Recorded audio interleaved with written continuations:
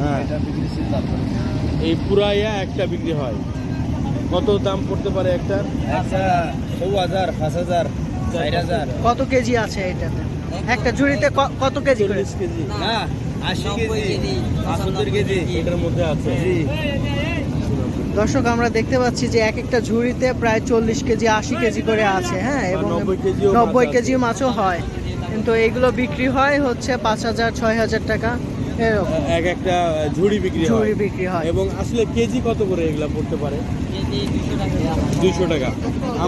আমরা ঢাকাতে অনেক সময় আমি টাউন হল বাজারে মাছ কিনেছিলাম, কিন্তু দেখি যে ওখানে আপনার দাম কম 160 টাকা 70 টাকা, কিন্তু এখানে দেখা যাচ্ছে যে এটা 200 টাকা। এটার অবশ্যই কারণ আছে নিশ্চিত, এই জায়গার মাছের কোয়ালিটি এবং মাছের স্বাদ মেবি ভিন্ন। মাছগুলো দেখতেও অনেক বড় বড়, দেখেন। অনেক বড় বড়